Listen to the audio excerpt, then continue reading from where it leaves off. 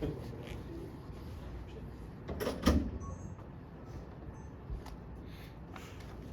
Shedeur, Joe Rico, My Life Sports Radio. First of all, congratulations for a fantastic performance by you and your teammates. Can you talk a little bit about some of your feelings pregame, kind of how you thought? I know your father also gave a great pregame speech that I got to witness. It was amazing. Can you talk a little bit about the focus and the level of intensity prior to the game, because you guys really showed everyone what you could do? The focus was there all the way.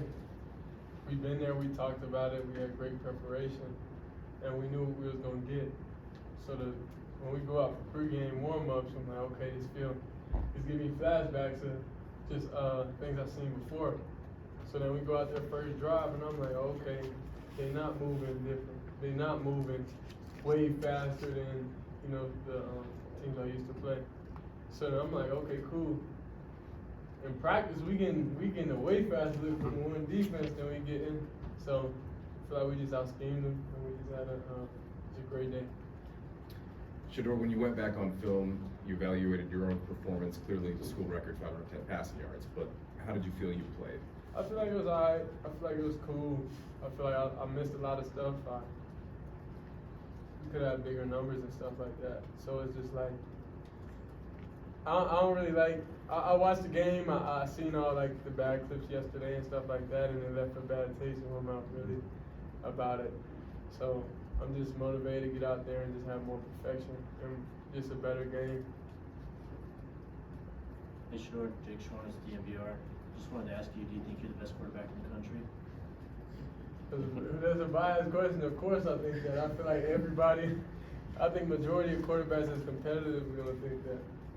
So that's just for everybody to decide, but of course personally I feel like that. Shedeur, a lot of you guys are new to Colorado. Do y'all feel like you're really bought into this rivalry week?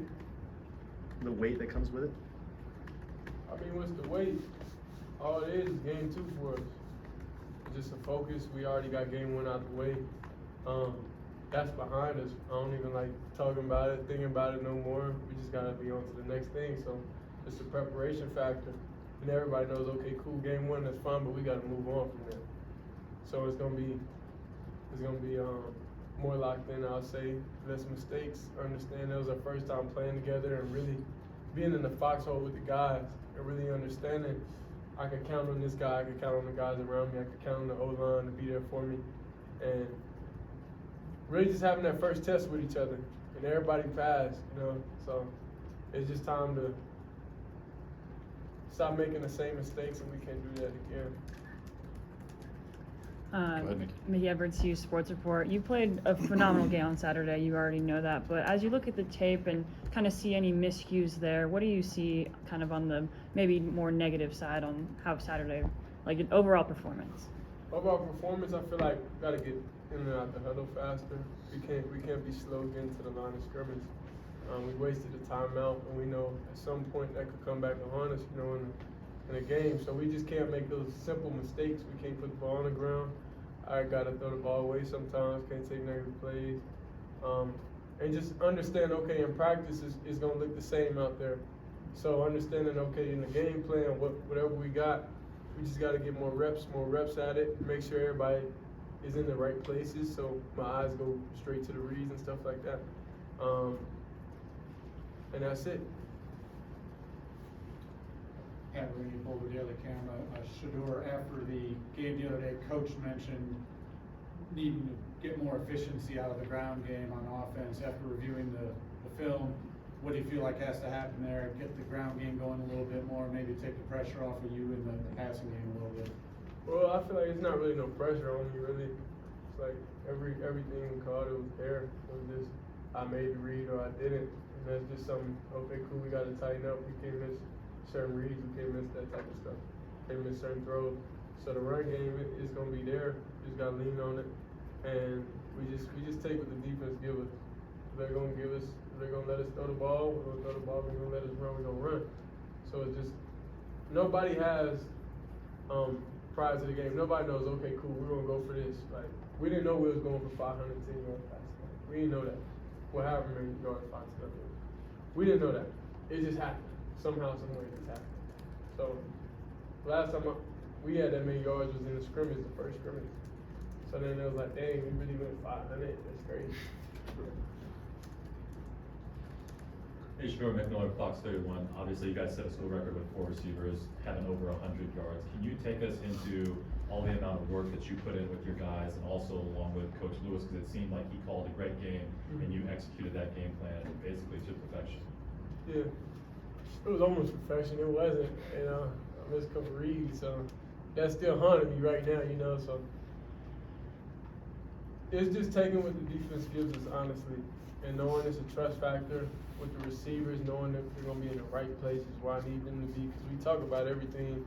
Coach gets mad because I always talk about the one-off situations, like to where you just gotta understand they may have just got you that play, that's it. But I like being very detailed and really just having answers for everything the defense does. So just over preparing really. So I feel like that's what helped us get to having those numbers in that game. And when you get the ball in the explosive player's hands, that's what happens. And that's not the only. That was just their game this past week. We don't know whose game is gonna be next week, week after. So anybody can have any amount of receiving yards. We're not thinking about that. It's more about where the read takes us and just being in the right spots. Shedeur, Brian Howell from the Boulder Daily Camera. You guys now have tape out there that teams can see of this Colorado team. But do you as a student of the game, you kind of like the chess match that now goes into it, and you've now got to see what they're going to give you and try to play off of that? No, we kind of dictate what they're gonna do. Like, we're not thinking about, dang, what they're gonna give us, like, cause we already know what most likely they're gonna think, what they're gonna do. So it's just like, that's just what it is. So we just focus on, okay, how can we do this better? Like, how can I not miss this read? How can we get off the sideline faster and stuff like that? That's really simply it. If we just execute what coach calls and do the right thing, he gives us the tools to make every play right almost. So if we're able to do that at a high level, then it's gonna be hard to stop. Shedeur, Ariel Orsuto, 9 News. What have you learned about this rivalry with Nebraska since you've been here, and like who's kind of taught you about it? What has the team taken from it, and what are you really looking forward to in this game specifically on Saturday?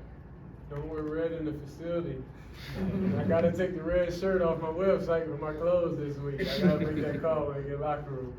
So that's really we just know the history of it. Colorado, we don't like Nebraska. So that's just what it is. We just gotta focus on that. Okay, cool, we don't like Nebraska, but that's not really gonna change like the preparation or anything like that, because we prepare like nobody likes this, because we know we're gonna get everybody's best game.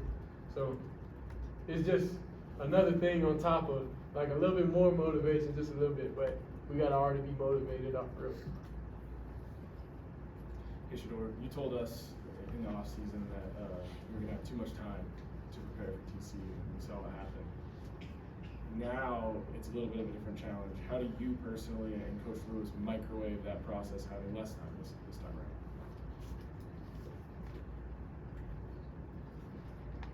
I would say I just understand the scheme. I really like learning and understand like the coaches and their schemes and stuff like that. Understand, what trees they come from and stuff like that.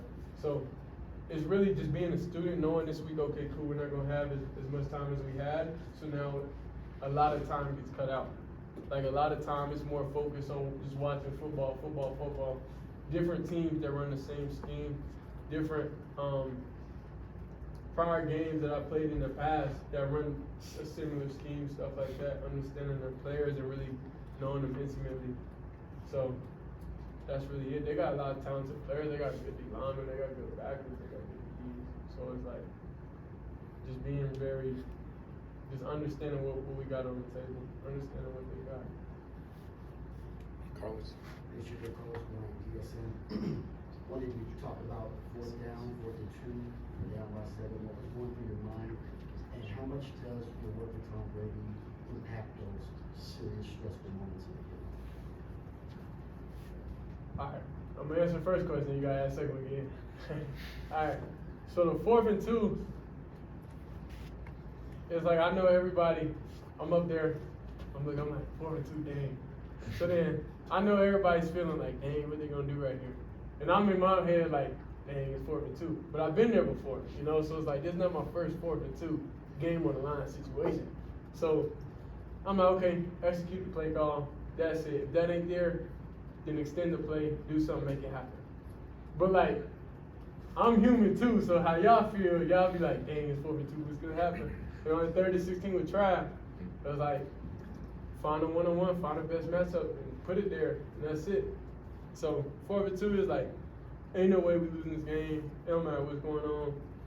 The throw ain't there, we gonna get it some way, somehow. Like, we're not going out like that. So that's it. And how much does your work with Tom Brady that you were working on impact those situations? It impacts it a lot because 4-2, it's not a big pressure situation to me because every down you should treat it the same like it's a high pressure situation, like games on the line, because you don't know when the plays could dictate the game. You don't know which down, what it could be, interception, fumble, anything like that.